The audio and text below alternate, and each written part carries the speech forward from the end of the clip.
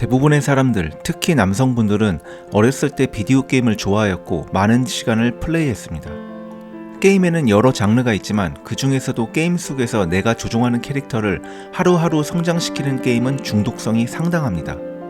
그리고 이러한 게임을 하는 사람들은 전부 게임 속 자신의 캐릭터를 성장시키기 위해 분명한 목표의식을 가지고 매일매일 꾸준히 게임을 플레이합니다. 나이가 들어 과거에 게임을 했던 이러한 기억을 떠올려 보면 궁금한 점이 생깁니다. 어째서 게임을 할 때는 목표 달성을 위해 그 많은 시간을 플레이해도 질리지 않고 꾸준하게 엄청난 노력을 할 수 있었을까요? 어째서 게임 안에서는 이렇게 강력한 동기부여가 발생할까요? 그리고 이러한 특징들을 실제 현실에서 내 삶에 적용시킬 수 있다면 우리가 성장하는 데 큰 도움이 되지는 않을까요? 대부분의 비디오 게임은 뇌에서 지속적으로 도파민을 분비하도록 설계되어 있습니다. 많은 분들이 알고 계시겠지만 도파민은 쾌감, 욕구, 욕망, 즐거움과 관련된 신호를 전달해 사람에게 만족감을 느끼게 합니다. 그렇다면 이렇게 도파민 분비를 유발시키는 핵심 요소를 실제 우리의 삶에도 적용시킬 수 있다면 어떨까요? 도파민을 분비시키는 게임의 핵심 요소는 몇 가지가 있는데 그중 첫 번째는 메인 미션을 달성하기 위해 서브 미션을 완료해야 한다는 겁니다. 그리고 각각의 서브 미션을 완료하면 보상이 주어지고 캐릭터는 레벨업을 하며 성장하게 됩니다. 이해를 돕기 위해 비디오 게임과 현실 세계를 비교해 보도록 하겠습니다. 비디오 게임에서 메인 미션은 세계를 위협에 빠뜨리는 마왕을 쓰러뜨려야 합니다. 현실 세계에서 메인 미션은 서울의 아파트를 사는 것으로 가정해 보겠습니다. 비디오 게임에서 이제 막 캐릭터를 생성한 초보자들은 최종 보스인 마왕의 근처도 갈 수 없을 뿐만이 아니라 마을 밖의 멧돼지도 힘들게 잡는 수준입니다. 현실 세계에서 이제 막 사회생활에 뛰어든 사회초년생들 역시 서울의 아파트를 바로 소유하는 건 꿈도 못 꿉니다. 마왕을 쓰러뜨리는 것이 최종 미션으로 설정되어 있지만 대부분의 비디오 게임은 최종 미션으로 바로 갈 수 있도록 만들지 않습니다. 최종 미션에 갈 수 있을 정도의 성장을 위해 게임 플레이어에게 서브 미션을 계속 줍니다. 마을 촌장이 근처 산적에게 납치된 딸을 구해달라고 요청하기도 하고 숲에 사는 마법사가 새로운 마법 연구를 위해 재료를 구해달라고 요청하기도 합니다. 그리고 이러한 서브 미션을 끝낼 때마다 캐릭터는 성장하게 되고 보상을 얻으며 성취감을 느끼게 됩니다. 이러한 성취감을 느끼면 느낄수록 사람의 뇌는 계속해서 이런 느낌을 지속하고 싶어지게 됩니다. 결국 조그마한 성취감이 도파민으로 보상되고 게임을 지속할 수 있는 동기를 부여함으로써 더 큰 미션을 수행하는 선순환을 만들어내는 겁니다. 최종 보스인 마왕을 쓰러뜨릴 때까진 아직 멀었지만 그 미션을 달성하기 위해 한 걸음 한 걸음 캐릭터를 성장시키면서 무언가를 만들어 나가고 이것이 지속되면 결국 최종 미션을 달성할 수 있게 되는 겁니다. 그럼 다시 현실 세계로 돌아와서 서울의 아파트를 사는 것이 최종 미션인 경우를 살펴보겠습니다. 현실 세계에서도 비디오 게임과 똑같이 처음부터 바로 서울의 아파트를 사는 것은 애초에 불가능합니다. 월급이 300만원이라고 가정했을 때 매달 200만원을 저축한다 해도 50년 이상이 걸리니까요. 사회 초년생이 아파트를 산다는 건 아무런 장비도 경험도 없는 빈털터리 레벨 1 캐릭터가 최종 던전에 마왕을 쓰러뜨리러 가는 것과 마찬가지입니다. 애시당초 말이 안 되는 얘기죠.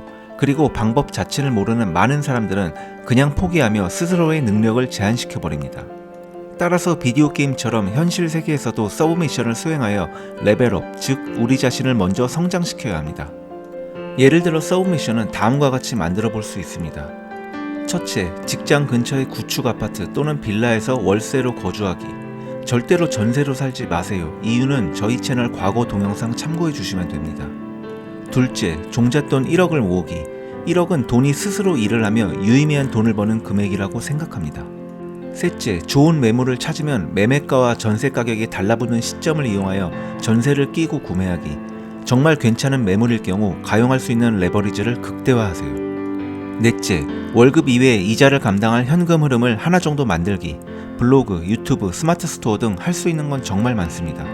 지금 설명한 1번에서 4번의 루프가 상급지로 갈아타는 흔한 투자 방법 중 하나입니다.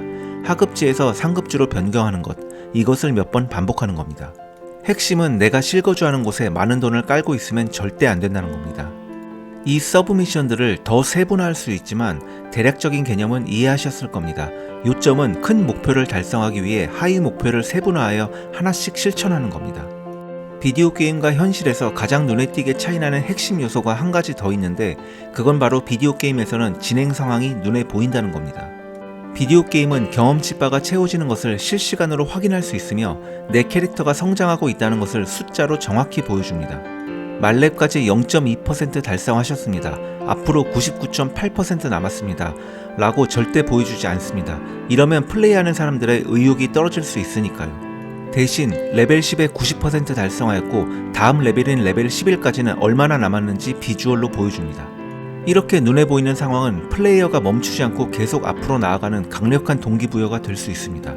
10% 남았으니 조금만 더 시간을 투자해서 목표를 채우고 그만하자 라고 생각이 들게 되는 거죠.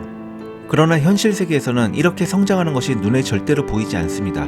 그리고 다음 레벨까지 얼마나 남았는지 절대 알 수가 없죠. 시각적으로 확인할 길이 없으니 중도에 포기하는 사람이 대단히 많은 겁니다.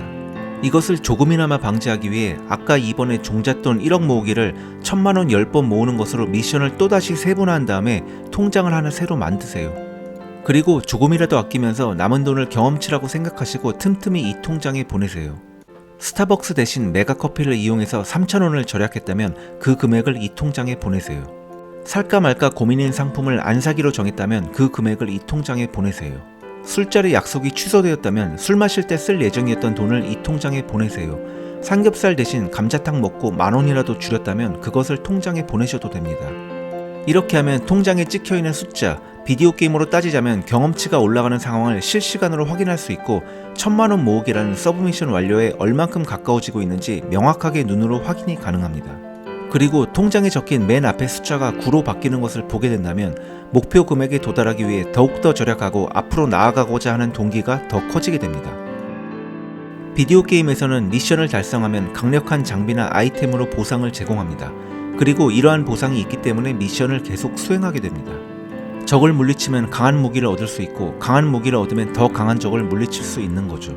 이렇게 성장하는 것을 몸소 느끼면서 게임이 더욱 재밌어지고 계속 플레이하고 싶게 만듭니다. 현실에서의 보상은 장비가 아닌 바로 이 통장에 있는 숫자, 즉 돈입니다. 주의할 점은 현실 세계에서의 보상은 정해진 것이 아니라 우리가 직접 보상을 선택할 수 있는데 문제는 잘못된 보상을 선택하는 겁니다. 꼭 필요하지도 않는 새 휴대폰, 나중이라도 갈 수 있는 해외여행, 얻자마자 가치가 절반으로 떨어지는 자동차 등이 좋은 예시입니다. 이건 마치 비디오 게임에서 미션 완료 후 받은 보상을 사용해보니 레벨이 올라가는 것이 아니라 오히려 떨어지고 스탯이 더 나빠지는 것과 같습니다. 우리가 받아야 할 보상은 우리가 사용한 돈을 다시 돌려받을 수 있는 자산을 선택해야 합니다. 즉, 시간이 가도 가치가 보존되거나 상승하는 것이죠. 돈이 모이면 더 좋은 매물을 얻을 수 있고 더 좋은 매물로 더 많은 돈을 벌어들여 최종적으로 최상의 매물을 보상으로 받게 되는 거죠. 비디오 게임에서는 레벨 1의 강력하고 거대한 몬스터와 싸우지 않습니다. 만약 이렇게 된다면 실력에 비해 너무 강하고 어려워서 매번 패배하게 될 것이고 금세 포기하게 될 겁니다. 그렇기 때문에 비디오 게임에서는 쉬운 과제부터 시작하게 됩니다. 실제로 누구나 극복할 수 있는 난이도로 말이죠. 게임에 익숙해지게 되면 차츰 난이도가 올라가며 플레이어는 이를 극복했을 때 실제로 뿌듯함과 쾌감을 느끼게 됩니다. 실제 생활에서도 마찬가지입니다. 사회초년생이 처음부터 서울의 아파트를 도전할 경우 현실에 압도당하거나 바로 포기하게 됩니다. 어떤 일을 맞닥뜨렸을 때 압도적으로 어렵다고 느껴지거나 도저히 불가능하다고 생각이 된다면 그건 현재 본인의 능력보다 높은 수준을 요구한다는 겁니다. 따라서 한 걸음 물러나 처음부터 천천히 시작해야 합니다. 여러분이 목표로 했던 최종 미션을 머릿속에 항상 숙지하시고 그것을 세부 미션으로 세분화해보세요.